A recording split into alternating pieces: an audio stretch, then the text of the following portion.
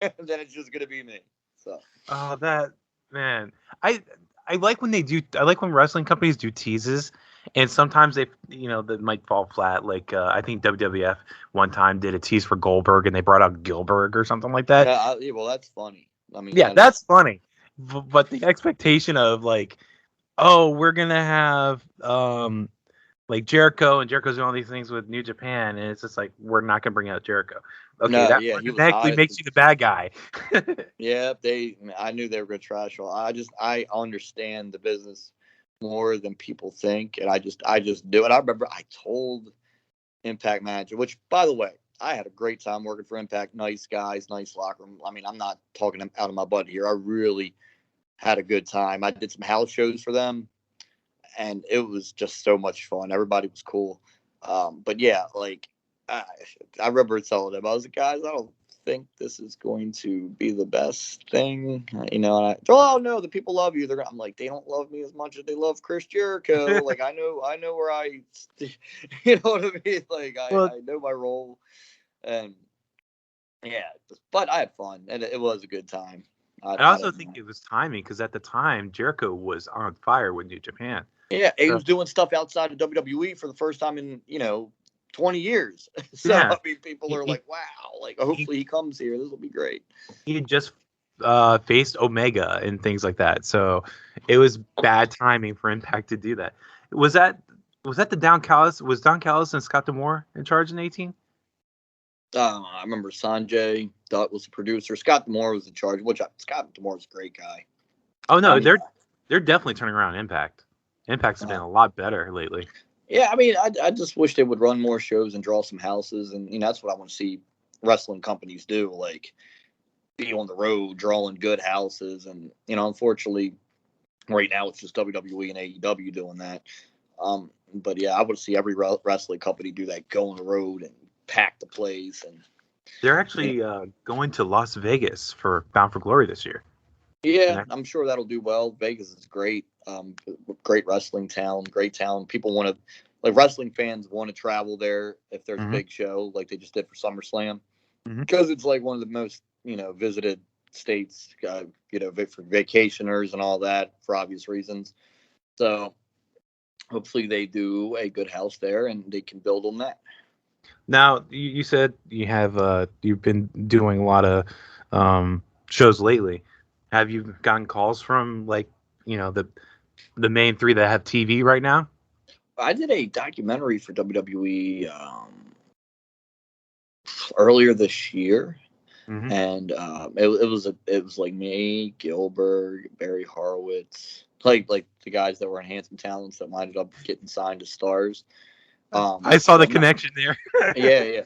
So I'm not sure when that airs on Peacock, but I know I'm gonna text a guy about that today, actually. And but so I did do that for them. Um, yeah, man. Hopefully something comes up soon. I like. I'm a homer. I'm hoping it's WWE. That was always my dream, and that's where I made my name. And I had a blast there. I mean, it's obviously like any other job. It has its ups and downs, but all in all, I really had a good time, and I really feel like even when I like did the Impact stuff or the NWA stuff, which was great, I had a lot of fun doing Impact stuff, NWA stuff. I did ROH on the Jericho cruise, like all those different promotions, and they were all great and they're all a good time. But like WWE just feels like the right place for the Ellsworth character. It's such a WWE character, cartoony Sure, character, sure. and I just always felt at home when I was performing there. It'd be a funny way to bring you back because Carmel is a completely different character, and just have you come out like, "What's going on? What happened to you?" Like that whole thing. I Like think like people would enjoy the character chasing around Reggie for the 24/7 title. I think anytime I come back and do anything with Carmella, people are into that. Or if I came back and was agitating AJ Styles some more, people, yeah, you could. actually, There's stuff like they always. brought There's always stuff to do. yeah they brought up Drake Maverick to Raw for the 24/7 title. You and Drake Yeah, Maverick for the 24/7 title would be fun. yeah. I hopefully they go somewhere with that. We'll see what happens. Yeah. Have you worked with Drake when he was like Rockstar Spud? We've never crossed paths as far as performing with each other. We were at WWE at the same time, but we never, and it's weird. He's like, you would think those two characters at some point would, but never did.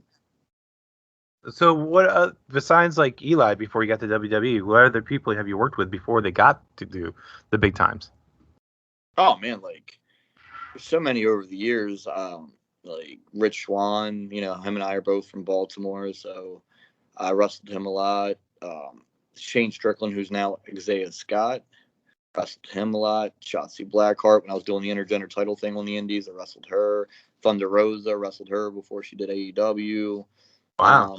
There's probably, we considered, probably name You a go lot. down the huge list, huh? Yeah. Those are just people off the top of my head. I'm sure there's more that I'm like, wait a minute, like, Matt Riddle before he got to WWE, I wrestled him in 2018. Wow. Which I knew, man, when I wrestled him, I was like, this guy's going to be a huge star. I remember telling him after the match, I said, dude, you got to get to WWE. Like, your money. Like, I remember, and I think he thought I was kissing his butt. I just looked at him and saw dollar signs. I was like, this dude is money. He's charismatic. He looks great.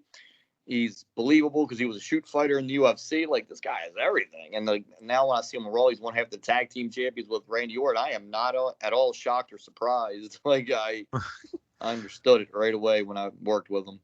Those two characters seem so opposite of each other too. Yeah, opposites work. Like Dean Ambrose and I were opposites. Like we were both crazy, but on our own way. He was like badass crazy, where James Ellsworth was like doofus crazy, and like it worked. It worked. Right. Is this one of those where like, because I've heard backstage stuff about Randy, I'm like, okay, I could see how Randy and Matt Riddle, like behind the scenes, could be friends, but the characters do not work. So that's opposite attract kind of thing. The RK Bro thing is great. The t-shirts are selling really well. Yeah, they're entertaining segments. I love it. I love the RK Bro thing. Yeah, no, it's entertaining in its own right. It's just like you have this one guy that seems like he would just murder somebody, and then you have the other one that's just wants to ride around on a scooter. Yeah, and that's what the appeal is. Yeah.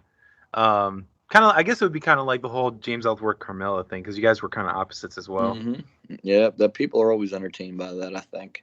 Oh yeah, well, I mean, with your guys' thing, it was one of those I didn't expect, and it was very, very entertaining. I had another question that had to do with the independence. Oh, intergender. Have you heard of Stan Styles' Intergender Bonanza? Because you mentioned the intergender title. Yes, I think I've seen flyers for it and stuff like that. So you haven't worked it? No, I think like the intergender thing is kind of like ran its course, meaning like it's just normal now, which is a good thing, that because wrestling is just entertainment. So if guys are wrestling girls, especially a character like mine, like where I'm not a threat to the girls, they look like they can beat me up. You know what I mean? Like right. It makes so. For a while there, probably like when I was doing that intergender thing in 2018, it was like a hot thing on the indies. Everybody was doing intergender matches. It was like, now I just think it's normal. Like, it's not like an off the wall thing anymore. It's just normal. So, and I don't think it's, people are either doing them as much or it's just not getting as much hype because it is normal. And like I said, wrestling, it's not a real fight. It's just entertainment. Right. So, yeah, it's a good thing. It's just a normal thing now. It's a performance art, and I never understood, because I've seen people get upset about it, like on the internet, like bringing up different, like, oh, this guy could have hurt her or whatever. It's like, well, they're not gonna try to, and if you really think about it, they're small guys that they wrestle, so all they have to do is kind of go in with that mindset. And the thing that kind of like threw me off too is, we're in the 2000s now. China was doing that in the 90s. Oh yeah, well, China did. I mean, she looked like she could beat any guy up. Like I think everything needs to make sense. Like, I shouldn't beat Braun Strowman. I don't look like I can beat Braun Strowman up. It's not because he's a guy and I'm a guy and he's so much bigger. It's just like he's a bigger human being than me, a way bigger human being. There's no way I should beat him. Like, there's no way to me like Rio should beat Luchasaurus. Like everything should make sense. Like, or Marco Stunt. Yeah, could Tennille Dashwood beat James Ellsworth in a fight? Maybe. Then that's the thing. You don't know. Maybe. Like, it's not far-fetched because I'm a small dude and, so I like I said, it's not a guy and a girl thing to me is it's like, do these two people match up? Can this be believable? It doesn't matter if it's guy on guy or, girl and guy match. Can it be a believable fight? And that's the way, my humble opinion, that's the way I think.